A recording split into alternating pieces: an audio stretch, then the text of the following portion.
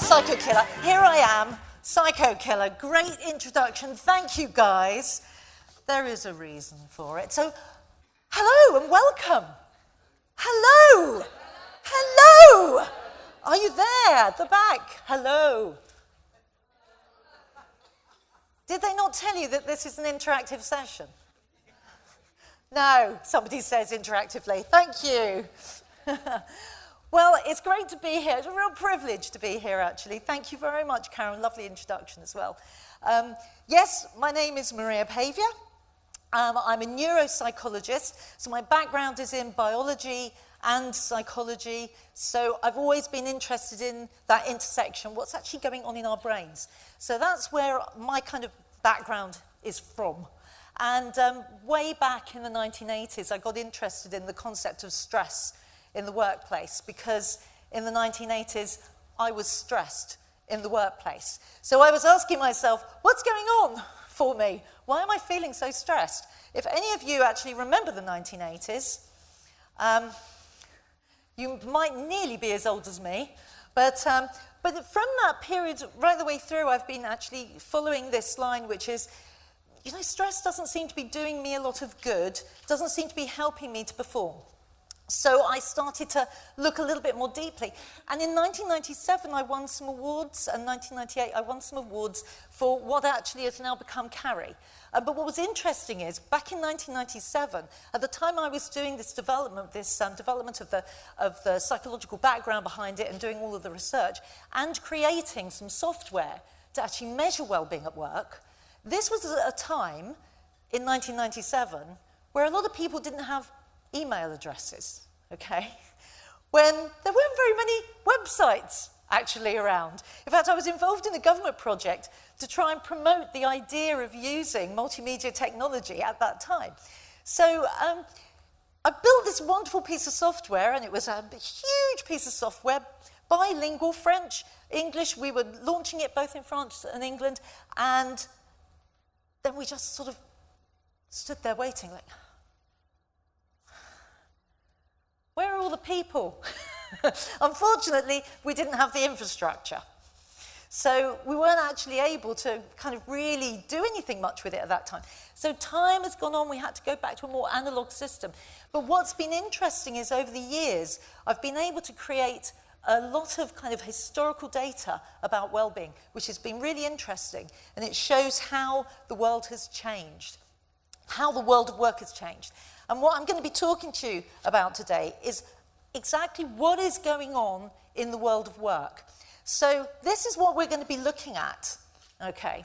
Hence the opening number.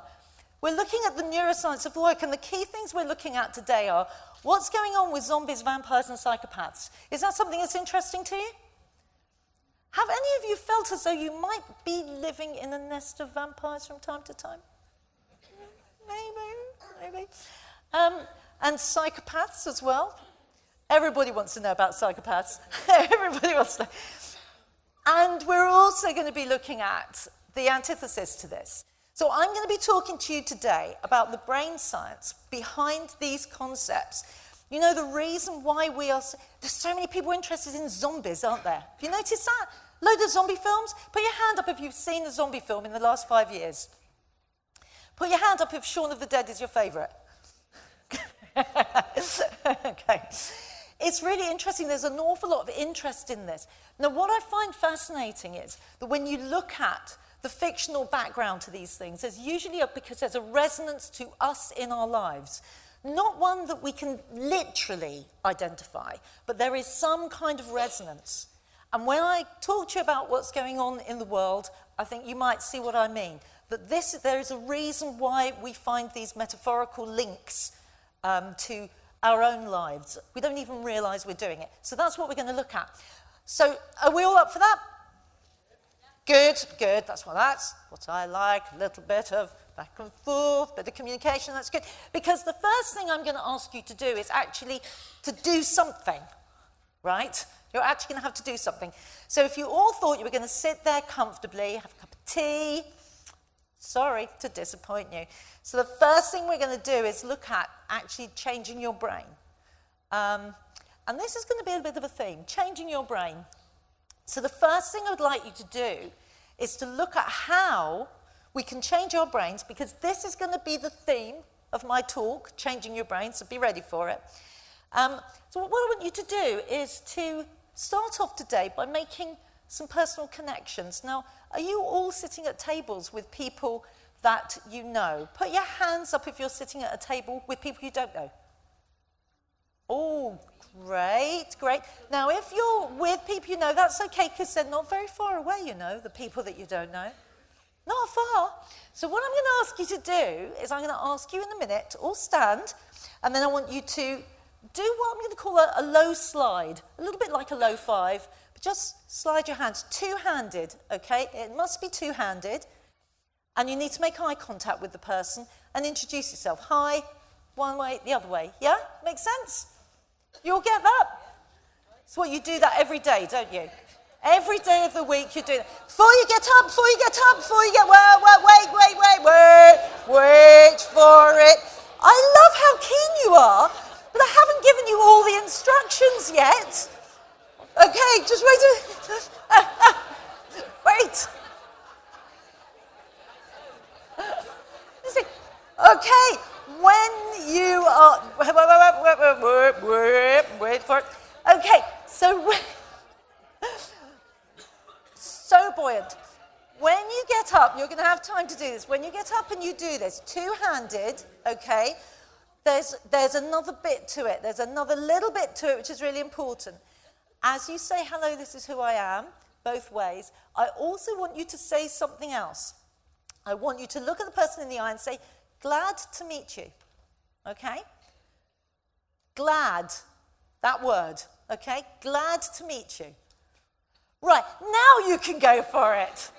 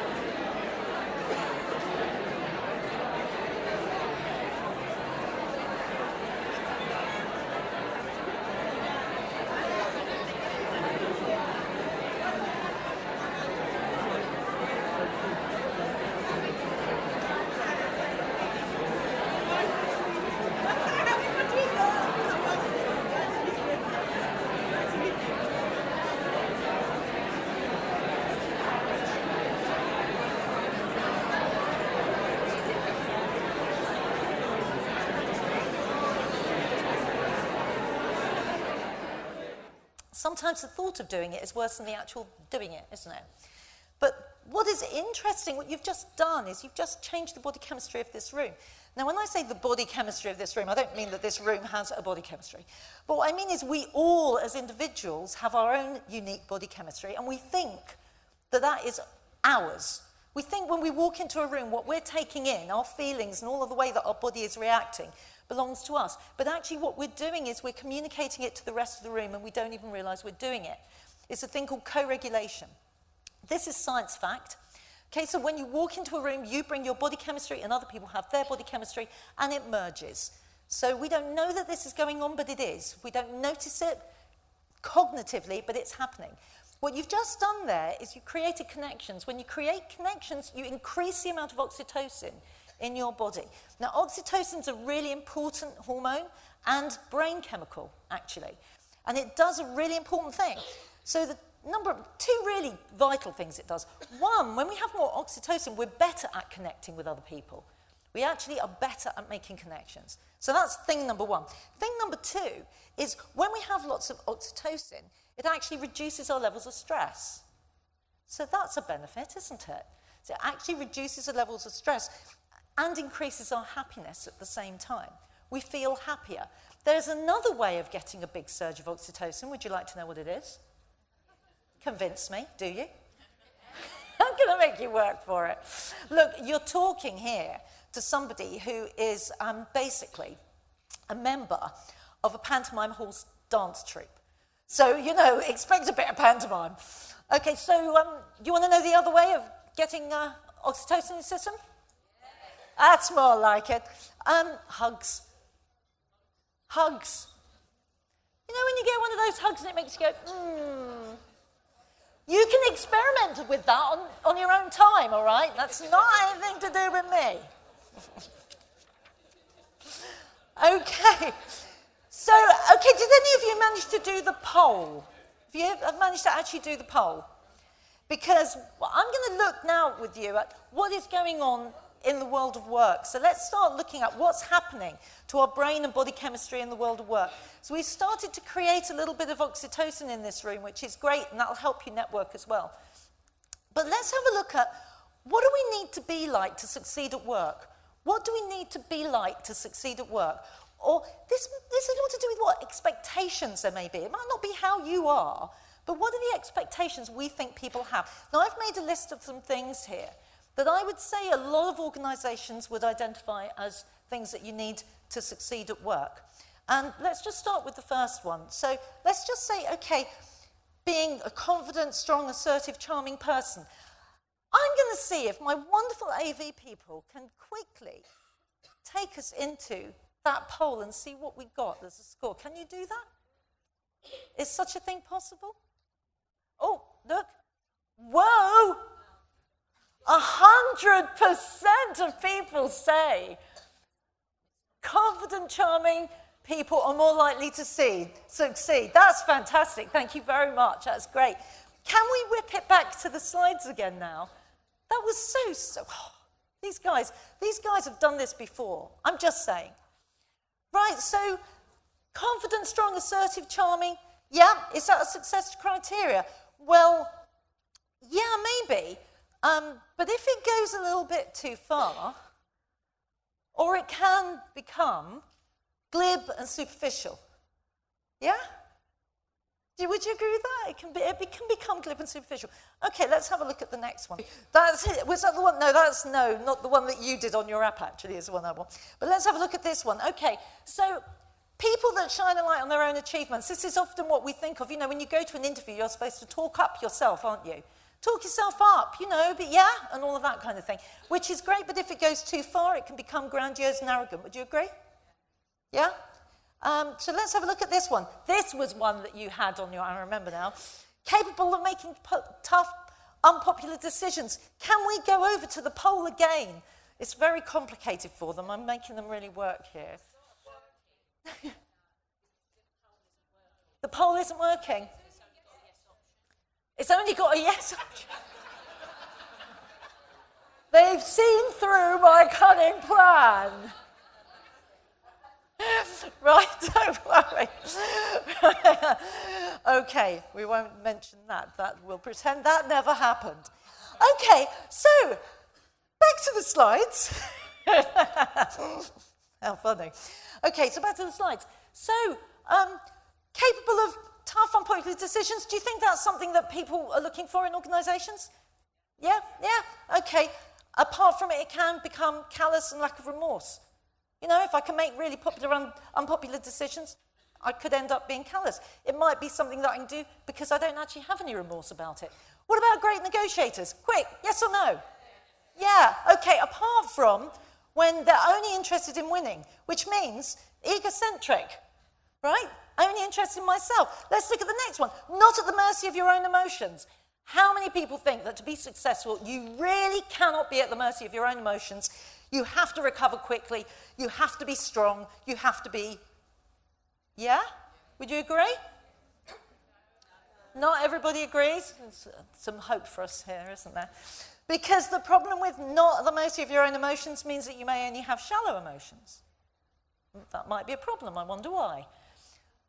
Somebody who can win over inspectors. Come what may, except when it's deceitful and manipulative. Yeah? Results orientated. Yeah, we all need results orientated, except when it means a lack of empathy. and no people orientation. Sees and grabs an opportunity except when it means somebody is impulsive. Driven and energized by success, apart from it can mean that there is a need for excitement. And likes to delegate, which is great, except when it means lack of responsibility. So, are those success criteria really all they're cracked up to be? Let's have a look. Well, the thing is, could they be psychopathic behavior? So let's have a look at what the definition of psychopathic behavior is. Oh, look, glib, superficial, grandiose, arrogant, callous, lack of remorse, egocentric, shallow emotions, deceitful, manipulative, lack of empathy, impulsive, need for excitement, lack of responsibility. The problem with the success criteria that we think is really important is that it can so easily fall into what actually is psychopathic behavior. So, what actually does that mean then? So what actually is a psychopath? So should we have a look? Would you like to know? You know, it's an interesting thing. You can see on the slides here, we've got two brain scans. There's a normal and there's a psychopath brain scan. Take your hand and put it on your forehead there. I'm going to take my hat off to do this. So put it on your forehead like that. Now, if you put your hand up, do you ever put your hand there when you've been thinking too hard and think, oh my goodness, I need the cool hand of my... This part of your brain here is known as your prefrontal cortex. Now, if that's your brain, if you make a fist and you imagine that's your brain, and that's the front part of your brain there, the bit on the outside is the cortex. The frontal cortex is at the front, and the prefrontal is at the front of the front. So it's not that difficult, okay? Prefrontal cortex. This part of the brain, that part of the brain uses 8 times as much energy as any other organ in your body. That part of the brain uses 8 times the energy of any other organ of your body. It's very busy. And it's this part of the brain here where we can see is lacking in the psychopath, a certain element in the psychopath. They don't have the ability to have empathy. So if you look at the brain on the side there, you can see empathy for negative emotion, empathy for positive emotion, and something we call theory of mind. Now, empathy is feeling what you're feeling. If you fall over, I go, ow. You know that? You know, if you watch an advert on the TV and you start crying, like me, then it's because you feel empathy for what is going on, even in something like an advert or on the TV. Or, you know, that is empathy, being able to feel what other people are feeling. That is happening in your brain because our brains are firing off the same neurons as the person we're seeing actually having that thing happen to them.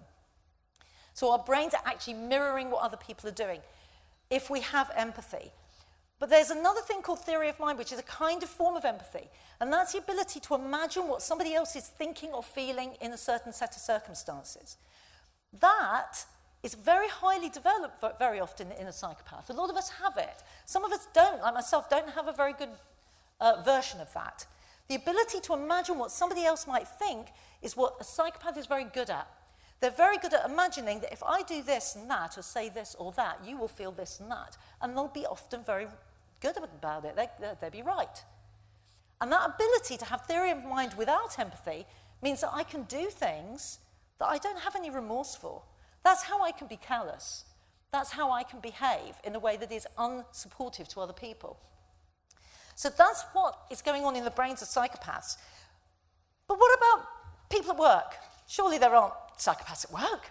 I mean, they're all kind of like Hannibal Lecter and things, aren't they? Well, maybe not. So there is such a thing as a corporate psychopath or a white collar psychopath. Now, the prevalence of psychopathy in the environment in the world is about 3%, the same as schizophrenia. The prevalence of psychopathy in senior management positions, according to my friend and supervisor, my PhD supervisor, Clive Boddy, who's the world expert on corporate psychopaths, is more like about 35%.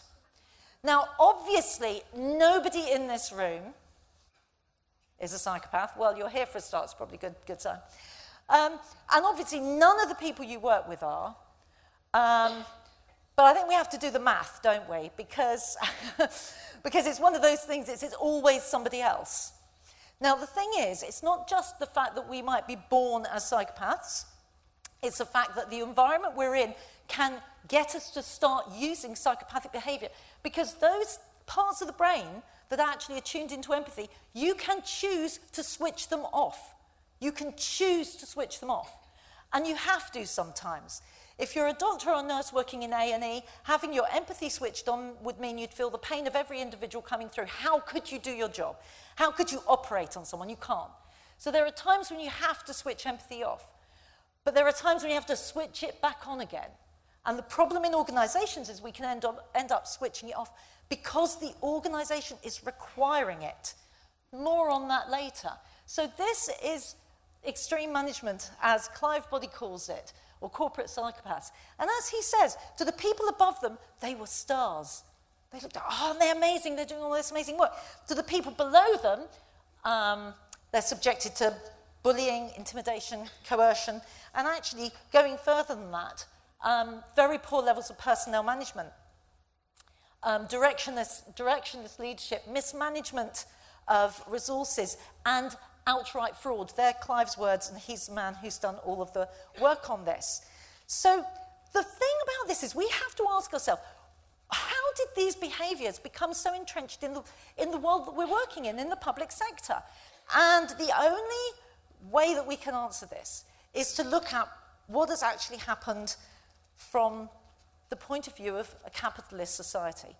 Because this idea that capitalism and the way that corporate sector works has been force-fed into the public sector, in my view, and you might disagree with me, but what has actually happened is that we've been told that these behaviours are the behaviours that will create the results. Am I right?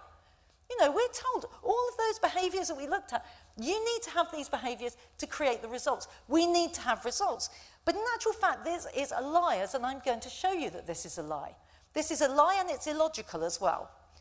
We've been introduced to behaviours from corporates to be more effective. But let's face it, the corporates that have introduced these ideas are basically from banking, aren't they? And I don't think they've got that good a track record. Just saying. So what we need to look at is, when we're starting to think tougher targets, tougher management will provide us with the value that we want for the public, it can't do that as long as we employ human beings to do the work. And I'm going to show you why. Because I'm going to show you what in the world is going on in our brains. Would you like to see? You would, wouldn't you? Good. This is what's going on. Now, if we're in a really supportive culture, this little picture shows you that PFC, prefrontal cortex, this bit here. This is working in an alert and joyful way. This is when we're able to regulate our thought, our action, and our emotions. This is really positive. When we're in a good culture, our brains work like that. But what happens when we're in a culture where we feel under threat? And one of the key things that can cause threat is pressure. Pressure for targets, those sorts of things. What happens is, if you look at that little dot in the middle, it's called the amygdala. You might have heard of it before. The amygdala is like your early warning system. It detects intensity. As soon as that detects something, it actually starts, if that's a really big, intense experience, it starts to close down your brain. Now, let me be really clear about this. This is not psychological.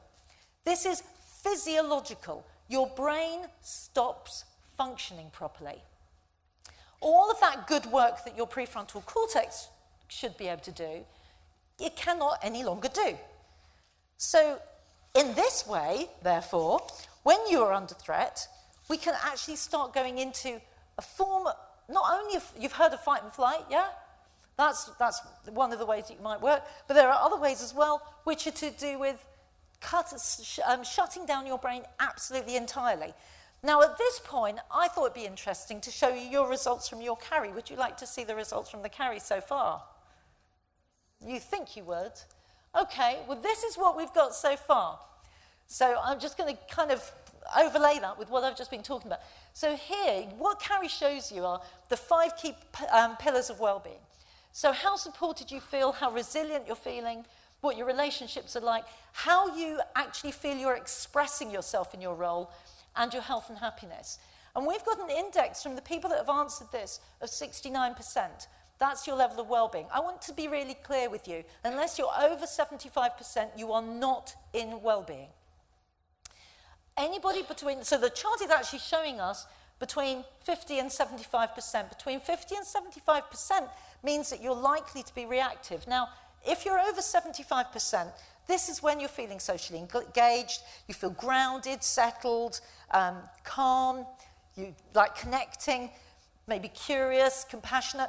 But once you go into reactive, what can also come up is frustration, irritation, anger, rage maybe, or it might be worry, concern, fear, even panic.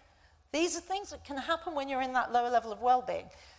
So the two things, so I've just described what you might do in a fight or a flight response, but what about the other responses that you might have? There are other ways of responding when you're in that 50 to 75%. And there's something called tend and befriend. Have you heard of tend and befriend? Some people have. They're looking very smug. they're my A-star students. So tend and befriend is different. Tend and befriend is our way of affiliating when we're under stress, and actually increases oxytocin and reduces your stress level. So it's a really positive thing. Tend to befriend is interesting. Women tend to be better at it. When women are under stress, they're more likely to actually find somebody to talk to, so befriend somebody. And they also have a tendency to tend to look after the people that can't look after themselves. Some people are very, not only women, men can do it too, but women are better at it. And interestingly, if you show neutral faces to men and women who are in that reactive state, the women will look at those neutral faces and say they look friendly, and the men will look at those neutral faces and say they look dangerous. So that's interesting, isn't it? So we have to take that into account as well. So tend and befriend, building up this ability for tend and befriend is important. And I heard Prince William on the radio today talking about the importance of men not only talking about mental health, but actually listening to other men talking about mental health. And I think it's important for men to realise that tend and befriend is important too for all of us, and that it will feel more difficult and dangerous for men. And that's just the way your brains are programmed, and it's no, don't feel shame about it. We're all different. But the other, getting below 50%, we're moving into injured or ill. And this is where we start dialing up what I will call freeze. Or this is when we come into zombification. So let's have a look at what is going on. Got another chart. I forgot we had another one. Here we are. Here's some more things that Carrie will show us. I'm not going to give you the figures at the top because that's might give too much away. But what we've got here also, it shows your stress levels. Now, all of those gauges should be round to 100%. You can't have a little bit of well-being. It's like you can't be a little bit pregnant. You've either got well-being or you haven't. Those gauges should be hitting almost 100%. And you can see that they're not quite as high as we'd like. Stress levels are we're not as positively energized as we should be. We're erring more towards stress. Negative impact of work-life balance is in there. We maybe don't have as high perceived duty of care from our employer, and also our environment is not as thriving. It has an element of threat associated with it. None of this surprises me. But we can do something about all of this. And the key to it is this. The key to it is this idea that we are wired for connection. We are wired to be able to communicate with each other as a hive mind. And when we are not connected, something happens which is interesting. And this is what happens. This is the pain of disconnection. So in your brains, you will feel pain if you are socially excluded. So like if you can see on this chart, both the parts of the brain are very similar for physical pain as for social pain. If I hurt my arm, I feel the pain in my arm, right? Yeah? Would you be the same? If you hurt your arm, feel the pain in your arm? Do you think you do? No, you don't. No, it's up here. You're feeling the pain up here. It's just telling you it's your arm that is hurting. Your brain is doing the pain, not your arm. When we have social pain, our body doesn't know where in the body it's hurting, so you don't get a feedback saying, oh, I must be feeling social pain because I've got a pain in my elbow. You don't get that, but you get exactly the same kind of reaction in the brain. I call it stabbing in the brain. It's like being stabbed in the brain. It's really painful. You know, in America, they've been giving paracetamol to children who are socially excluded at school, children who are bullied at school. They give them paracetamol because it makes them feel better, because it works on the same part of the brain that actually improves your feeling of, or gives you pain relief, as if you were having physical pain. I'm not saying that's a good idea. Somehow, it feels like we're missing the point. Would you agree? But it does tell you how the brain science is showing the importance of being connected and the effect of being disconnected. So let's just have a look at what happens then in a culture where we actually create this sense of disconnection and we create pain. And I'm calling that an unsafe culture, and it's where we have what I would call scarcity thinking and meaningless targets. Now, I did a talk to whistleblowers, and the lovely head of NHS England's people, I won't mention him, I don't know why, but not mention his name, I don't know why I feel that, came up to me and said, I don't agree with you, you know, about not having targets. I don't agree with you, we should have targets. And I said to him, do you know, targets aren't really a problem, are they? Because they're inert, they're just a thing. It's not the target that's a problem, it's how we drive the target and whether the target is actually meaningful. If the target is, we need this many numbers, does anybody actually care? I mean, in the NHS, for example, when they say, you know, waiting times, we've got to be targeted by, my argument is, what isn't the most important thing, patient satisfaction? Do patients care if they've waited 3 hours for a sprained ankle? If they know that somebody who's come in with a heart attack is being treated before them? I mean, people are reasonable. It's not actually whether or not we do things within these meaningless targets. It's whether or not we're doing things that make a difference, that mean something. Would you agree with that? And that's difficult because you can't always target that easily. And government can't target that easily because it's easier to target meaningless targets or meaningless numbers because then you can garner data that you can then use politically. I'm not here politically. I'm here because I care about all of you and I care about all the people that you represent and the people that you work for, who are the people of this country. So I don't really care what governments think about me, but I do care what's going on for you in your brains and what's going on for you in your cultures. And this cycle is a psychopathic culture, and I'll show you why. Because when we've got driving targets, we start getting an intolerance of errors. Can't have errors. Got to hit our target. Got to hit our target. Target. From being open, we go to very narrow in our thinking. If you were looking at a saber-toothed tiger on your horizon, you would stop looking at everything else. You would only focus on the saber-toothed tiger. That's what targets become. And that creates psychopathic fictions. That's a terminology we use for corporate psychopaths. You often know psychopathic fictions are usually stories told that give you an illusion of everything being wonderful, but it's maybe not all what it seems. Our field of view narrows. We start forgetting about empathy. We don't do this because we decide to, because we're not nice people. Our brains close down. So we can't be empathic. We have to survive in this culture. And this leads to a discharge of responsibility and blame. Are these words coming up again, aren't they? These are psychopathic words. Grandiosity and arrogance. I'm going to put up a little barrier around me to protect myself. Consultants in hospitals do this a lot. They use arrogance as a way to protect themselves. So I'm not judging any of this behaviour, I'd like to say, because it is driven by the culture, not the individual. And as a result of all of that, we end up with tyrannical behaviours. Tyranny is rewarded. Tyranny is rewarded. It doesn't matter whether they were right or wrong. And that is the problem. And that is why we've got to look at how can we change a culture that is doing that. Because when we're in this sort of culture, the next thing that happens is this. So these are my zombies, okay. Now, I've written a white paper on zombification in the NHS, but actually it's happening everywhere in the public sector. Zombification is the process by which your brain is dialing down on its ability to respond and dialing up on its ability to freeze.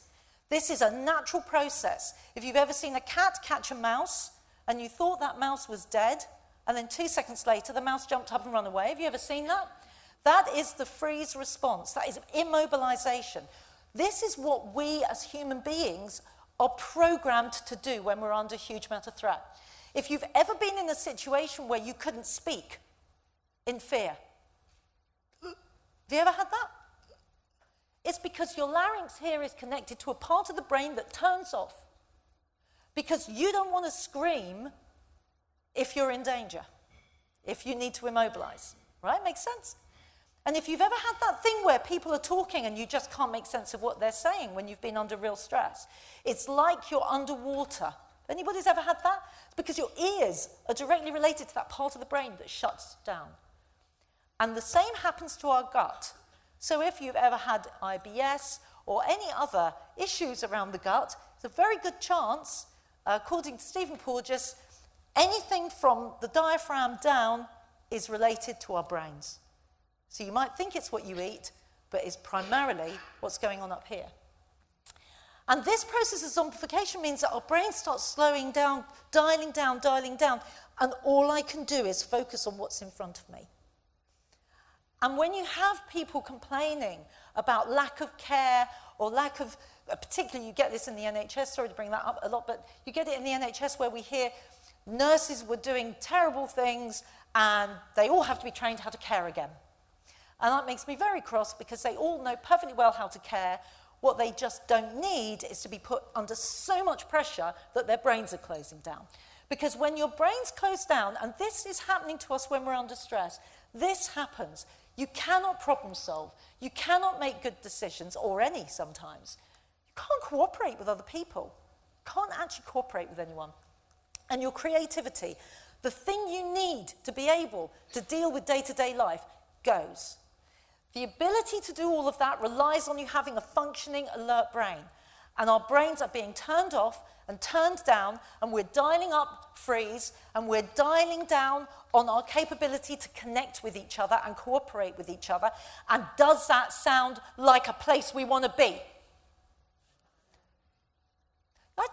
Don't really sound very convincing. Does that sound like a place we want to be? That's what it sounds like. Would you agree? That's what it sounds like.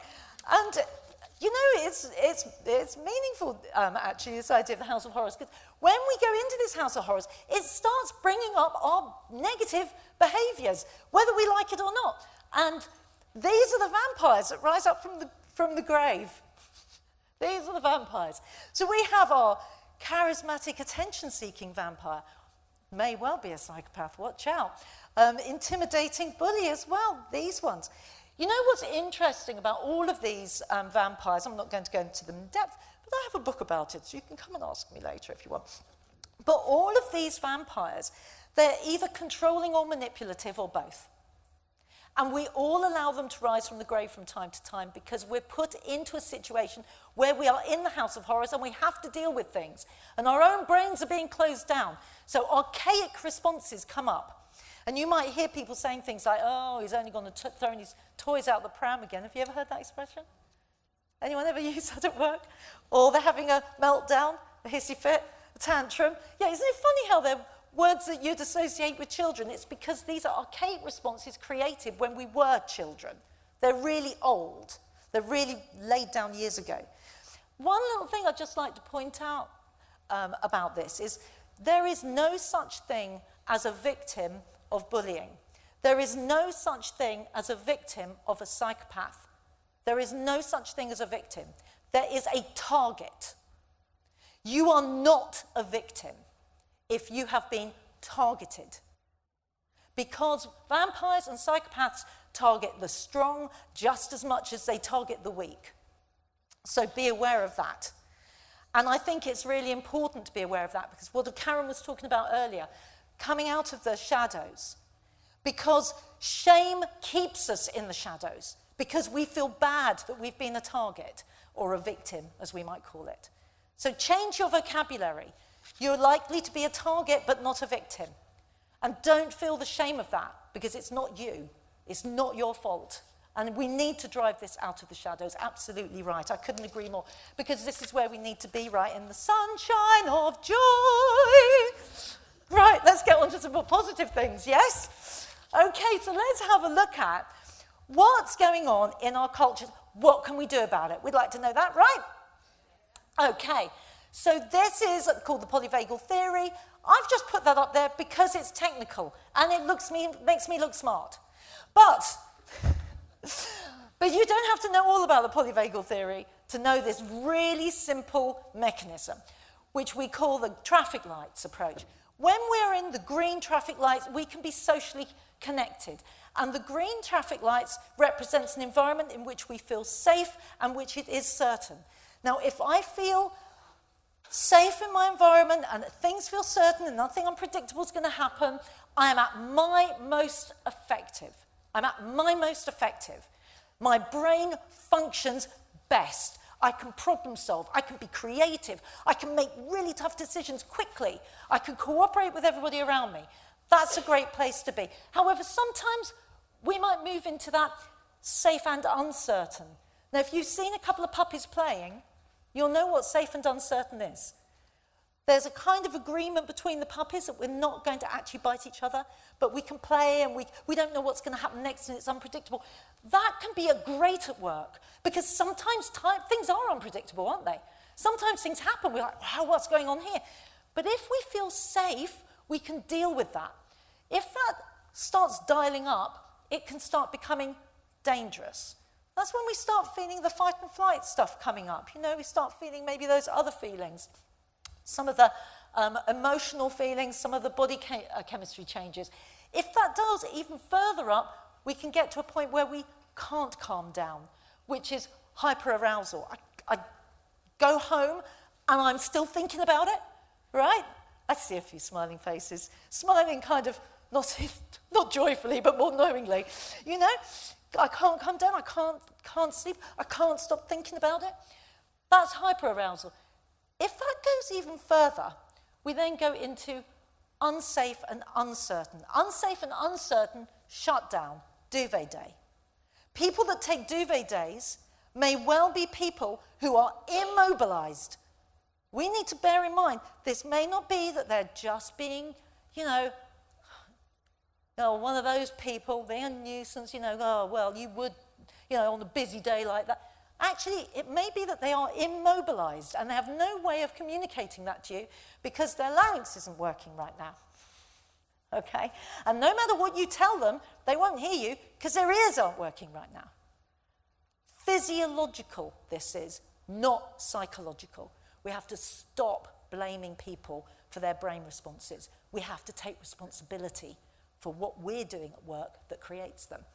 So, we need to be looking at an environment which is safe and certain. Yay! And how do we do that? This is what we want. This is what life should be like for us all. Life for us all should be a saggy-faced dog lying on a duvet. That's what life should be like. So the key thing is to understand what determines what is safe, and that's this idea of vulnerability at work. Okay? Vulnerability is this big word that people often don't like to use. But if you have vulnerability without acceptance, my little formula here, it leads to fear and a threat culture. In other words, I feel forced into being vulnerable. You know, that sense of not having the choice, but actually feeling like got to be vulnerable, or having to stand up and say something you don't feel happy about doing. But on the other hand, where you've got vulnerability plus acceptance, then you've got courage. I'm vulnerable, but do you know what? I'm going to choose to be vulnerable and say, excuse me, that's not right. Excuse me, I'm not happy about that. I don't know. Excuse me, I don't know. That's choosing to be vulnerable. And when we do this, we actually then start to see what a transformed culture looks like. So the most important first step in this is, it's a learning culture. Because a learning culture where we've got a shared purpose, and this is stuff that you all know, I know you do. It's just layering on the brain science to make this really make a difference. A learning culture where we can say, actually, because we're a learning culture, mistakes are seen in a different way. Mistakes are seen as part of learning because we don't learn things if we don't get things wrong. I mean, we just have to find out by doing stuff. And then we've got to be looking at this user-centric culture, which is driven from the bottom up, not from the top down. Top down should be supporting the people on the bottom up, not driving targets down, but listening and finding out what is needed to support. These are the people at the coalface delivering the service. We should be serving them. Or how can they serve our customers and our users? And then we've got, when we're doing that, real co-creation, real collaboration, because we're actually working with the people who actually know what needs to be done. So that's where co-creation doesn't happen in the senior, C-suite. Co-creation happens through the whole organization, and particularly working at the coalface. And then we also then get accountability because we're all in this together. This is something that we're all doing. And when that happens, this is how it transforms. We get innovation, creativity, and change. This is something that Brené Brown talks about. If you don't know Brené Brown, look her up, she's amazing. When we get that happening, we get cohesion and shared values. I can share your values if you care about me, and I care about you. Suddenly our values start clicking together. And then with cooperation and collaboration, we start getting mutual support, and accountability brings us this idea that we start recognizing what actually works. And when that happens, whoops, I thought I had another picture then. When that happens, we actually change to a safe, rewarding culture. So let's look at what happens to vampires in this culture. I just gave you a sneak preview. So in a safe culture, vampires transform into angels. These are my angels. Here they are.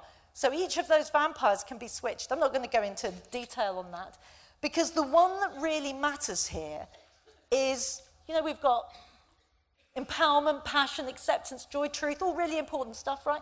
The one that's really important here is the angel of courage. And that's the one that's looking you right in the eyes, interestingly. So we need to build this culture in which these behaviors automatically rise. So you don't have to do stuff to get these happening, apart from make your culture safe and certain, or safe and uncertain. That's what we need to focus on working at. And then when we do that, we can create Phoenix culture. And this is really representing this coming back from the darkest place, because when we honor our darkest moments and use them to create our future, it actually changes our brain. Our brain changes, and we stop being inhibited by the negative things that have happened in the past. It actually enables us to automatically behave differently in the future. So the way that our brain processes and actually can change. You can change your DNA. You can change your DNA. These things can happen. But there needs to be this cultural imperative, and the imperative needs to be for the acceptance of vulnerability, and also, I'm going to say these naughty words, inadequacy, incompetence, and failure, because we're all human, and those things are going to be part of life. And if we want a truly resilient culture, it has to be a compassionate culture. It's the only way we're going to do it. So this is a very brief, I'm going to just briefly end up talking about everyday heroes. And this is one of my favorite everyday heroes. Now, you might not know this guy, Sugihara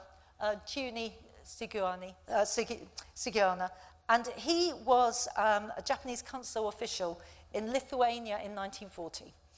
And this was during the Nazi invasion. And the Japanese government denied repeated requests for him to assist the refugees. They wanted to keep Hitler happy, basically. And he wanted to sign visas to allow Jews to get out of Lithuania. And he weighed this decision up carefully with his family, what would be the right thing to do. And then he disobeyed orders and signed 6,000 visas for Jews hoping to escape Lithuania. He actually had what Philip Zimbardo calls a bright line test. He actually was tested against his values. What should he do? Not everybody can do this. It's an amazing thing. Well, I say not everyone can do this, but I should say that differently. I should say not everyone does do this, but we can make a culture where it is possible. He wasn't only a sworn ambassador of the Japanese government, but he was also a samurai. And this is a samurai adage, and I love it. Even a hunter cannot kill a bird which flies to him for refuge. And that actually really touches my heart. I think that is an amazing, beautiful thing, and I think maybe something we should all remember. But anyway, he is, in my mind, a bit of a hero. But what is it that creates those sorts of heroes? Well, let's have a look at that in a minute. But before we do, let's just ask ourselves this. Is there logic in current strategic planning? Does it really, truly use the science? Does it transform angels, or is it enabling vampires? Does it launch phoenixes, or is it zombifying the people who work for us? The people we need to be absolutely at the top of their game. Healthy brains are the only brains that can perform. People must feel safe and socially engaged. And if we're going to build a connecting culture, we need more oxytocin. We need more connection. We need to celebrate and engage with the groups that represent human beings, because that's what we're made up of. So people like the trade unions and employee groups, you know, we've got to get them back in the picture here, not sidelining them, because that's social exclusion. We need to be all of us working together. And only when the most disenfranchised, and I'm quoting Naomi Klein here, have a seat at the table do we have any hope of equality and full engagement. So, on that note, isn't that interesting? Look, speaking truth to power, being a hero. So on that note, I would like us to create a culture of safety in which zombies are reimagined as phoenixes and vampires transform into angels, and where you exposing your vulnerability is seen as the courageous act that it is. And when we experience for ourselves a culture in which I can choose to be vulnerable, when I can ask the difficult questions, when I can speak out about what is not right, when I can admit that I don't know when I made a mistake, when we experience this culture in reality, practically, as a day-to-day business as usual, then I know that it has already made a superhero of me. And when you are capable of hearing and seeing my vulnerability and accepting it without trying to deny it, hide it, falsify or fade it, when you can acknowledge the hero in me, it's made a superhero of you. And when we all acknowledge the fragile imperfection of our humanity, of our people, then we have automatically made superheroes of us all. So I'm going to ask you to embrace your vulnerability as a way of giving permission for other people to do the same. We have to embrace it in ourselves. And in our vulnerability, I'm going to ask you to join me in making a bit of a stand for joyful and triumphant work. It should be both, right? And I'm going to ask you to bend for Britain. This is a bend. A bend is a brief, emotional, non-verbal display. This is where we change our body, like you did earlier, change our body chemistry by changing, and our brain chemistry by changing our bodies. So, if you've read my story, if you've seen about my story, you'll see that I've actually had some issues speaking truth to power. And the key thing about it is that power doesn't tend to like it very much, right? So it does take courage. That's why it's courageous. So I'm going to ask now, I would like every person in this room, and I want you to step into your vulnerability here if you can. Every person in this room who has ever stood up for wrongdoing, I'd like you to stand up now. Anybody who's ever stood up for wrongdoing, stand up, please, and join me. Anybody who's ever said these practices were not fair, these practices, these policies are not fair, please stand up. if you've ever at times said, this isn't right, anybody who's ever constructively criticised those in power directly and said, that's not right, please stand. Please stand with me. Anybody who's ever joined any kind of group or being involved that has actually done something for the ethical basis of doing it, anybody who's done anything like that, please stand up for me now. And if you're standing next to somebody who has not stood up yet, I would like you to say to that person who has said, I haven't done enough to deserve this, I'm no hero. Okay, that person who doesn't just follow everybody else, that person who sits back and observes and takes it all in, that is a different kind of hero. I would like those people to stand up too, please. And on standing up, let us remember, if you're standing next to one, somebody say, do you know what? Good for you. You stand up too. Because my special concern might be different from your special concern. But if we stand together and we share each other's special concerns, then we more than double our power. We create synergy. We become more than the sum of our parts. So how do we create the brain chemistry of courage? How do we do that? Would you like to know? Would you like to know how we create the brain chemistry of courage? Thank you. Well, look around you. Just look around the room. We're already doing it. Okay? We're already doing it. You stepped into your vulnerability. That's amazing. That is amazing. We are here in unity. It's not a coincidence that unity is the root of community, right? We're a community. We're a hive mind, because that's how our brains function. We are one. Whatever our differences, we are one. So our brain loves a bit of symbolism, and as well, we can do something to make a change to our brains. So let's just get into this being a superhero now. So I want you all to just put your fist in the air, just like, Superman. Put your fists in the air. Fantastic. Right, when you change your body shape, you actually change your brain chemistry. So by doing this, you're changing your brain chemistry. This is amazing. So we're all heroes here. This is just fantastic. What I'd like you to do now is to get your other hand up and put your other hand up as well. This is a different body chemistry. This is the chemistry of more dopamine. This feels good, right? This feels good.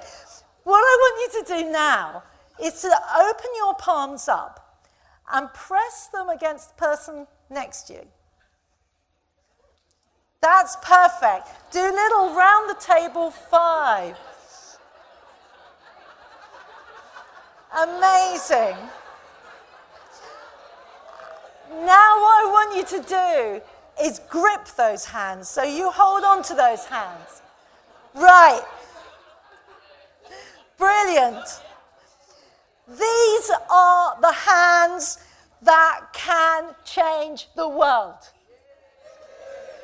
When they join together, social exclusion versus social engagement, we are here engaged together. Keep your hands in the air.